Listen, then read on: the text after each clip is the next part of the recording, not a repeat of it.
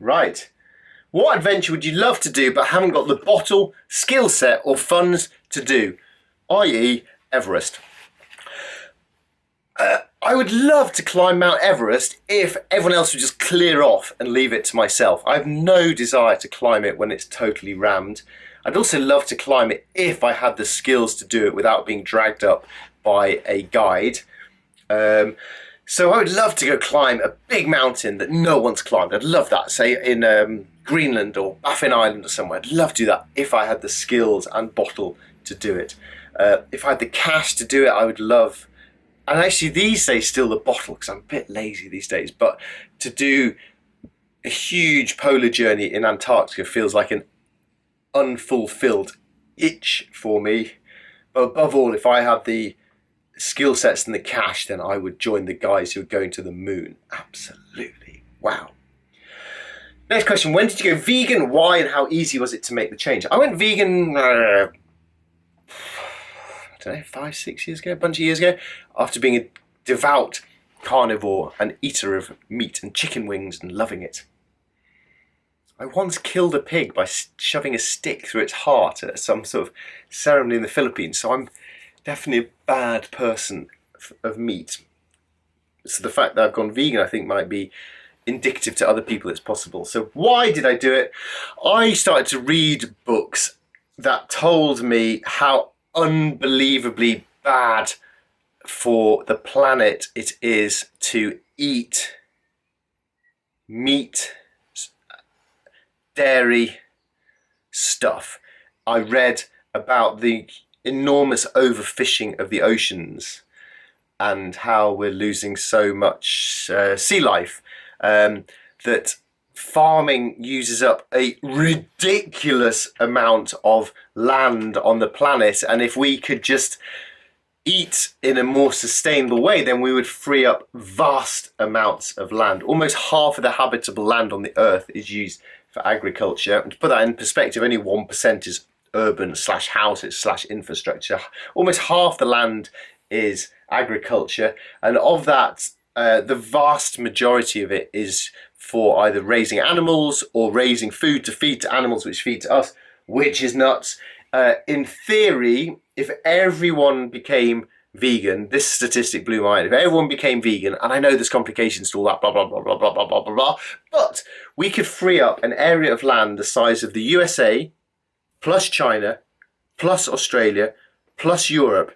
Areas of land that big that are currently farmers' fields could all go back to nature and rewilding. And if we stopped using fossil fuels today, no more fossil fuels at all, which is by far the biggest crisis in terms of the climate.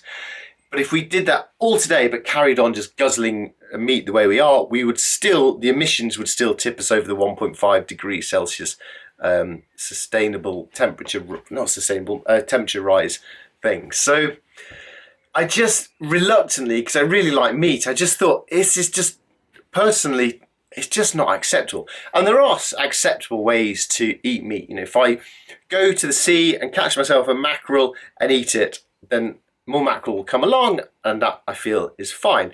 There are ways in which animals can be beneficial to the landscape, in terms of a bit of regenerative agriculture, mob browsing to help biodiversity in meadows. There are ways in which there is a space for a bit of animal within all of this. But there's lots of complicated questions you need to ask your butcher and restaurant each time you decide whether it's a thing to do. So it's a simpler option for me to just stop.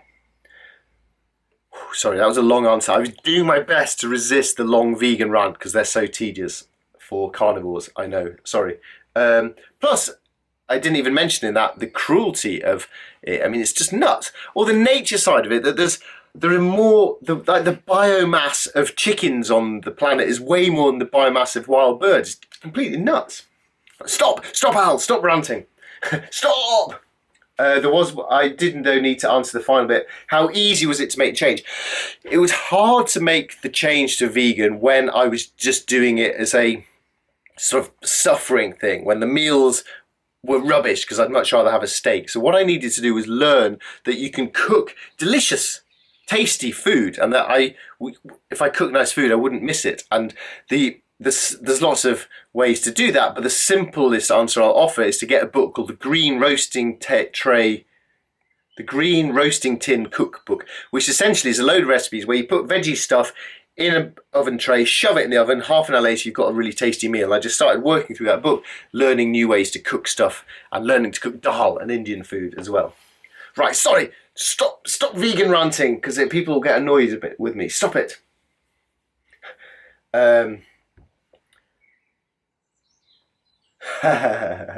Next question is, I'm interested to hear that you're suffering from the same moral dilemmas of myself. How can I care about the environment? Are you considering a new book on eco-friendly adventures? How can I care about the environment and travel?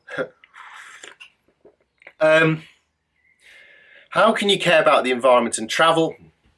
Well, go on a bicycle, go by foot, go by train if you need be. You do not need to fly thousands of miles to have an adventure. It'd be a simple option to that, but you can still have massive amounts of travel stuff. Are you considering a new book on eco-friendly adventures? This year's the 10th anniversary of Micro Adventures. I'm really trying to persuade the publisher HarperCollins to do a re-release, a re-version of it. And my hook to them to say why this is a good idea is that so much about the world of adventure has changed in just 10 years. So 2014, when I wrote Micro Adventures, it was all about, you don't have time for adventure, you don't have money for adventure, here's some ideas. Now those things still hold true, of course, but on top of that is also this guy's question of how can I care about the environment and still travel? So I now think Micro Adventures has a relevance in terms of environmental travel as well. So I'm hoping that might be a part of an updated version if it happens.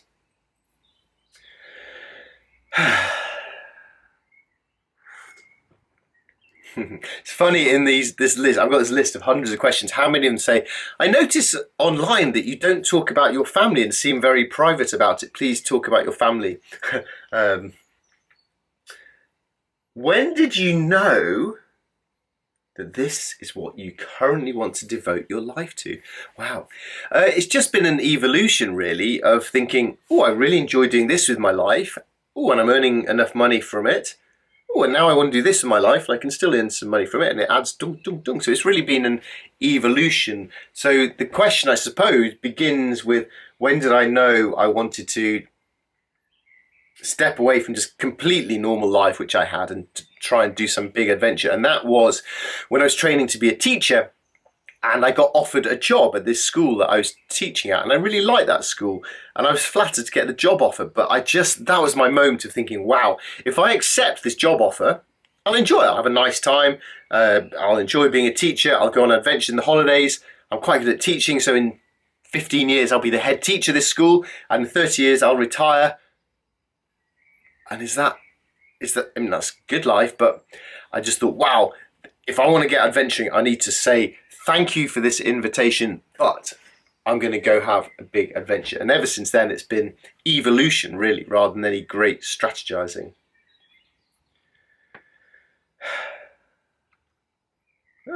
I've read your Moods, Future Joys last night, finished Thunder and Sunshine. It's interesting, funny, and skillfully written book. What an adventure. How do you feel the ride around the world would be different if you did it today in the free Wi-Fi, social media and smartphone era? How do you think this would change the experience for someone setting off on that adventure today?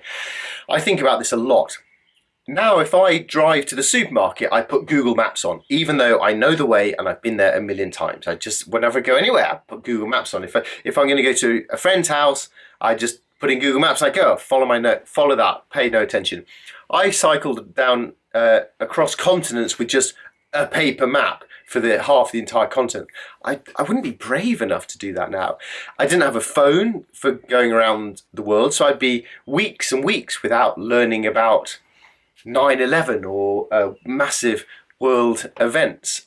No one on the planet knew where I was until I got to a city and found an internet cafe. When I arrived in a city, I had to navigate by hand-drawn diagrams that people in cafes would make for me. I mean, it's nuts. I look back now with incredulity. I'm so much softer now. I would not dare do that.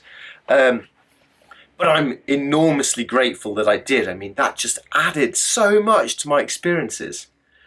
But having said that, without not wanting to be some boring old man talking about the good old days, I recently went for a coffee with a young guy who messaged me saying that he was about 24, same age I'd been, and he was going to go off on a long bike ride. Could I meet him? And I met him, and it was really nice to talk to him about his plans to share his story, his news with his friends on Instagram, to keep in touch with home, and that he could use the internet to connect with people along the way, and he could use the internet to write a blog along the way and really accelerate his writing in a way that I didn't do. So there's no point lamenting these sorts of things, but I am very grateful that my adventuring began before social media. Gosh. Another question about climate impact of travel. And what's the future for foreign-bound adventurers? Will they be considered hypocritical narcissists in pursuit of a paid holiday? His words, not mine. As a professional adventurer and as a professional influencer, and both those words are problematic, as we say these days, I find it increasingly difficult to justify adventurers and influencers flying off to exotic parts of the world, therefore encouraging other people to do the same. Flying lots of places around the world is bad for the planet. If you love adventure, you should care for the planet. You can find adventure without being harmful. And I know that's going to annoy some of my adventuring friends to say that, and I know some people say it's hypocritical because I've flown off loads of places, and that's true. I've flown a lot, but I've learned a lot in the last bunch of years, and I don't think that's right now. I don't think you need to fly all the way around the world to have an adventure. In fact, the biggest adventure of my life was by getting on a bicycle from my front door and pedalling and crossing the oceans on boats and eventually pedaling back to my front door. An amazingly green adventure and the biggest adventure of my life. So adventure does not have to be proportional to carbon. Absolutely not. Right, thank you for your excellent questions. Join me again soon for a new episode of Ask an Adventurer.